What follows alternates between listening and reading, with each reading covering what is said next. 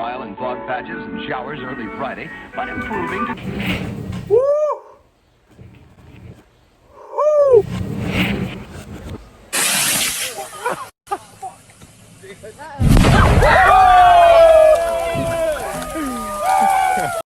Voltei. Nossa, TY. Tá achando que eu tô invocando o capeta? Não. Tô falando pra você se conhecer. Talvez isso seja conhecer o capeta também, ninguém sabe. Conhecer-se talvez seja achar o seu pior pesadelo ou o seu pior sonho, né? Ninguém sabe. Yeah. O fato é que se conhecer talvez seja uma das paradas mais difíceis que tem. Não conheço quem teve êxito até hoje de se conhecer 100%. E acho que nunca vou conhecer. Mas o que eu tô falando não tem nada a ver com o que eu vou trazer. Basicamente, o que eu tentei trazer hoje pra vocês foi uma descoberta que eu tive de um autor que até então eu não tinha ouvido falar, que é o Bruno Schulz. O Bruno Schulz, ele foi pintor, poeta e escritor, né, de prosa, uma prosa eminentemente reflexiva. Não acho hermética, eu já vi gente dizendo que é hermética, eu não concordo. O que eu acho é que para ler Bruno Schulz você tem que estar num espírito de querer se libertar, sabe? Romper barreiras. Por que eu digo isso? Porque quem se identifica com Kafka vai ter uma certa identificação com o Bruno. Eu tenho essa impressão. Porque não que sejam iguais ou parecidos em estilo, não é isso. Eu digo no sentido de expor essa claustrofobia quanto às sensações. E o que eu tentei fazer aqui também, basicamente, é porque eu não encontrei grandes materiais dele na internet em vídeo. Então, o que eu... Nossa, tô destruído, bicho. Parece que eu não durmo uma semana. Basicamente é o seguinte, é trazer o texto do Bruno Schulz pra internet, cara. Porque eu acho que é um autor que merece, em todos os sentidos, ter mais atenção, ter mais gente comentando. Obviamente que tem gente comentando tudo quanto é lugar, com certeza terá. Mas eu realmente não consegui achar, e a forma que eu encontrei o Bruno Schulz não foi pela internet. A forma que eu encontrei foi em livro. E livros antigos, por sinal, livros da década de 70. Então, assim, eu não venho tendo contato com o Bruno Schulz com coisas recentes falando dele. Não é tão comum. Então, por isso, essa tentativa. O que eu vou trazer hoje para vocês é no livro Lojas de Canela, da editora 34. É uma reedição dessa obra. A obra do Bruno Schulz, ela foi publicada pela Kozak Naif, ou Kozak Naif, como queiram dizer. Ela está esgotadíssima. Você encontra essa obra com o nome Ficção Completa, do Bruno Schulz. Só que quando você vai procurar, parceiro, é de 250, 200 reais pra cima. Então, assim, é um valor astronômico. Soluções. As soluções são as seguintes. Lojas de Canela, graças ao bom Senhor Deus, para quem acredita em Deus, para quem não acredita em Deus, graças à energia do universo, foi publicado pela editora 34, Lojas de Canela e Outras Narrativas. E você encontra ainda uma edição do outro livro, que eu creio que o nome é Sanatório. E em Sanatório é uma editora chamada Imago. Eu nunca tinha ouvido falar da editora e, por sinal, eu não recebi ainda, estou esperando chegar. Quando chegar, possivelmente, eu vou trazer para cá. Basicamente foi o seguinte, eu tive contato com o Bruno Schulz em fragmentos, E depois que eu tive contato com fragmentos, eu vim resolver adquirir a obra Editora 34. Foi um soco na cara. É impactante. E a minha proposta é justamente trazer um texto dele aqui, chamado Os Pássaros. E o livro é todo de contos, para vocês terem uma noção do estilo do Bruno Schultz e somar material do Bruno na rede, né? Para todos, quem desejar ter contato, quem curtir, poder acessar, né? Porque uma das grandes dificuldades do Bruno Schultz que eu achei quando eu fui pesquisar é que você não encontra basicamente o texto.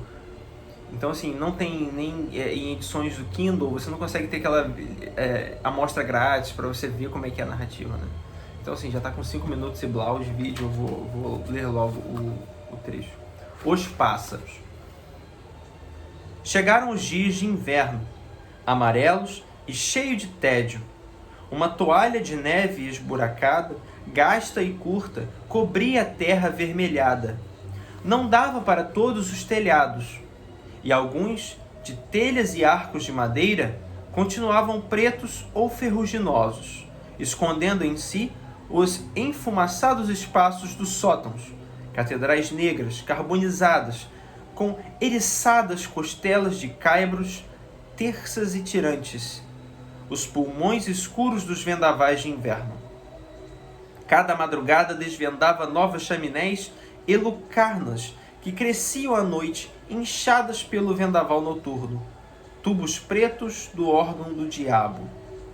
Os limpas chaminés não conseguiam livrar-se das gralhas que, feito folhas vivas, todas pretas, ocupavam à tardinha os galhos das árvores junto à igreja, ou levantavam-se batendo as asas, para grudarem-se de novo, cada uma em seu determinado lugar do seu determinado galho, e depois partirem bem cedo de madrugada em bandos enormes, nuvens de fuligem, flocos de tisne, ondulantes e fantásticos, manchando com um grasno tremeluzente os rastros de amarelo baço do amanhecer. Os dias endureciam de frio e de tédio, como pães do ano passado, que cortávamos com facas embotadas, sem apetite e com uma preguiçosa sonolência. Meu pai já não saía de casa, cuidava das estufas, estudava o ser insondável do fogo, adivinhava o gosto salgado, metálico e defumado das chamas de inverno. A carícia fria das salamandras lambendo a fuligem brilhante na garganta da chaminé.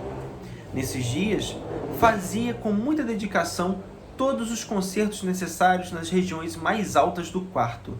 A cada hora do dia, podia-se ver como, encolhido em cima da escada, manipulava algo do teto, perto do cortinado das janelas altas, junto aos globos e correntes das luminárias pendentes.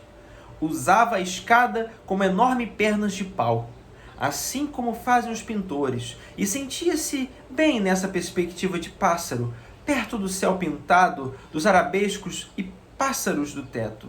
Afastava-se cada vez mais da vida prática. Quando minha mãe, preocupada com seu estado, tentava conversar sobre os negócios, sobre o pagamento do próximo último, ele ouvia distraído, todo inquieto, com espasmos no rosto ausente. Às vezes, irrompia de repente com um gesto instigador na mão, para logo correr ao canto do quarto, colar a orelha a uma fenda no chão e escutar, com os indicadores de ambas as mãos levantados, sinal da extrema importância da pesquisa. Nessa altura, ainda não percebíamos o triste pano de fundo dessas extravagâncias, ou seja, o lamentável complexo que amadurecia em seu interior. Minha mãe não tinha nenhuma influência sobre ele. Era a dela que chamava a sua atenção, e a quem dava mostras de grande veneração. A arrumação da casa era para ele uma grande e importante cerimônia, que nunca deixava de presenciar, seguindo com uma mistura de medo e frêmito, de deleite, todas as manipulações de Adela. A todos os seus atos, ele atribuía um sentido mais profundo, simbólico. Quando a moça empurrava com movimentos jovens e arrojados, uma vassoura de cabo comprido pelo chão, ele quase não se aguentava. Dos seus olhos então escorriam lágrimas, seu rosto rebentava um riso abafado e o corpo estremecia num voluptuoso espasmo orgástico. A sensibilidade às cócegas levava-o à loucura. Bastava que a dela lhe dirigisse os dedos num gesto de fazer cócegas para ele entrar em pânico e fugir, atravessando todos os quartos, batendo as portas atrás de si e, no último, cair de barriga para cima, torcendo-se em convulsões de riso provocadas pela imagem interior a que não podia resistir. Por isso, a dela denominava o nosso pai com um poder quase absoluto.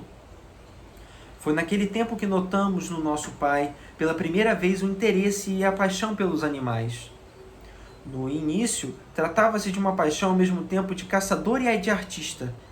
Talvez fosse também uma simpatia zoológica mais profunda pelas formas de vida aparentadas, mas tão diferentes, um experimento com os registros ainda não testados do ser. Só numa fase posterior, isso tomou um rumo assombroso, confuso, profundamente pecaminoso e desnaturado, que melhor seria não trazê-lo à luz do dia. Tudo começou pela incubação dos ovos de aves. Com muito esforço e dinheiro, meu pai importava de Hamburgo, da Holanda, e das estações zoológicas africanas, ovos fecundados de aves, que depois eram incubados por enormes galinhas belgas. Para mim, também era muito interessante observar aquele procedimento. Aqueles pintinhos saindo da casca, verdadeiros monstros na forma e na coloração.